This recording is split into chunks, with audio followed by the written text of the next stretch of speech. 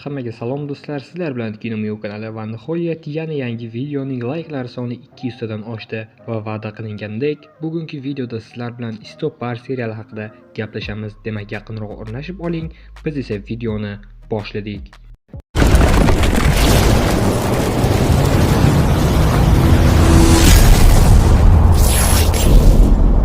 Do'stlar, siz Instagram yoki YouTube'da o'z blogingizni yuritmoqdasiz, ammo preview, obloshka va banner borasida qiynalyapsizmi? Unda sizga Muhammad Ilo kanalini taklif qilaman.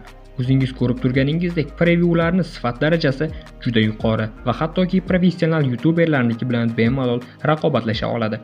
Eng muhimi esa admin siz istagan barcha o'zgartirishlarni hech qanday muammosiz to'g'rilab beradilar. Kanal silkasini opisiyaniyada va kommentariyada qoldiraman. Bir o'tib ko'ring, afsuslanmaysiz. Istopar afsonasi seriali 2008-yildan 2010-yilga qadar AQShning ABC studiyasida suratga olingan va efirga uzatilgan. Serial ikkita fasldan iborat bo'lib, jami 44 ta qismi mavjud. Serialga hammamiz yaxshi tanigan qo'rqinchli janrdagi filmlarning qiroli bo'lmish Sam Raimi rejissyorlik qilgan. Serial davomi 2012-yilda ishlab chiqarilishi lozim edi, ammo bu orada BBCning afsungar Merlin seriali qo'qqisdan bu serialning aktivi tushib ketishiga sabab bo'lgan va serial ishlari to'xtatilgan.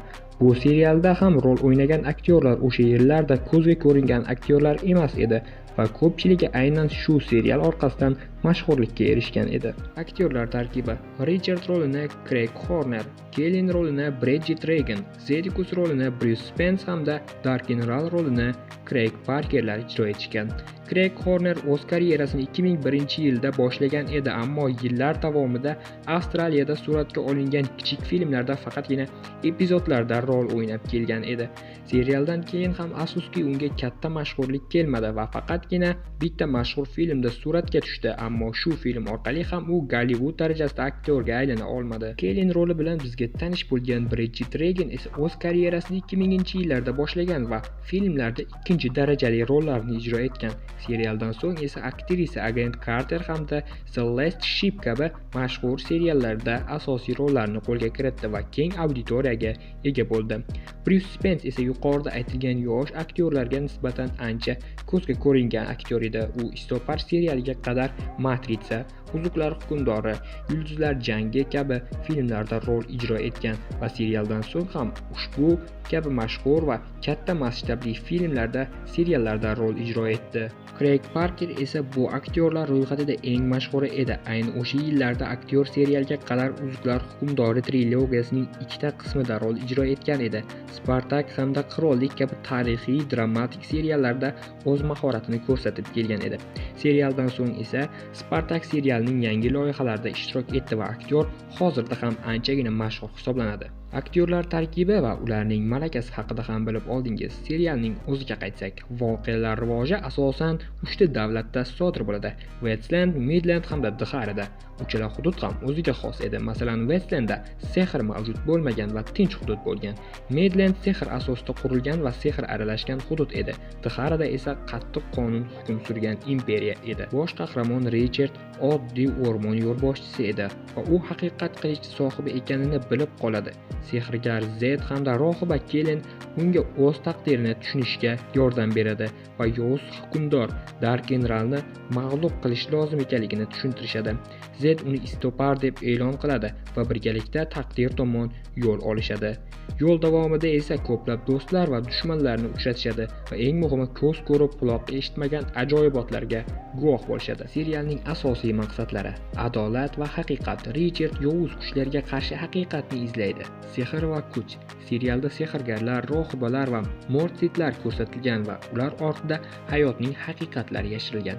Masalan, sehrni olsak, birinchi darajali sehrgarning ham sehr chegarasi va u qilolmaydigan ayrim tuyg'ular borligi yoki rohiba Kelin ortida yashirilgan chinakam muhabbatda sehr va afsun hech qanday kuchga ega emasligi yashirilgan.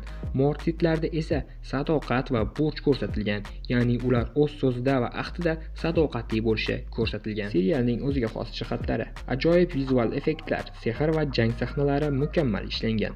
Kuchli aktyorlik o'yini. Craig Horner va Bridget Reganlar qahramonlarni juda ajoyib gavdalantirishgan.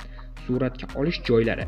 Serialning aksariyat qismlari Yangi Zelandiyada suratga olingan, bu esa tabiiy manzaralarni ajoyib ko'rsatadi. Birinchi faslda Richard haqiqat qilichini qo'lga kiritadi va Darkinraga qarshi kurashadi. Bu yo'lda ancha sarguzashtlarni boshdan kechiradi. Ikkinchi faslda esa Darkinral o'lgan bo'lsa-da xavf tugamaydi va Ral o'limidan so'ng paydo bo'lgan haqiqat to'plamlari xalq hayotiga xavf solishda davom etadi. Xo'sh, serial davomi chiqadimi degan savolga javob bersak, serial rejalashtirib qo'yilgan 3-faslsiz tugadi. Asosiy sabab esa boya aytganimdek, Merlin seriali chiqib, bu serial reytingi tushib ketgan va moliyaviy qiyinchilikka duch kelishgan. Ammo ko'plab muxlislar serial davomini talab qilib, kompaniyalar va yig'ilishlar o'tkazishgan. Balki bugungi kunga kelib moliyaviy qiyinchiliklardan qo'rqmasdan serial davomini ishlashar. Bu bizga qorong'u. Agar siz serial voqealarini oxirgi nima bo'lganini bilishni istasangiz, Terri Gudkinning Haqiqat qilish nomli asarini o'qib bilib olishingiz mumkin. Har holda serial aynan shu roman asosida ishlangan. Xulosa qiladigan bo'lsam, Istopar seriali epik va sehr aralashgan ajoyib serial. Merlin serialini sevib tomosha qiladigan insonlar bu serialni tomosha qilishsa, albatta serialni yoqtirib qolishadi. Bugungi video shulardan iborat edi. Sizlarga manzur bo'ldi degan umiddaman. Kelasi videoda qaysi serial yoki film haqida bo'lishini xohlaysiz? Kommentariyada yozib qoldiring. Kanalda yangi bo'lsangiz obuna bo'lib, qo'ng'iroqcha tugmasini yoqib qo'yishni unutmang. Yangi videolarda ko'rishguncha o'zingizni ehtiyot qiling. Xayr, salomat bo'ling.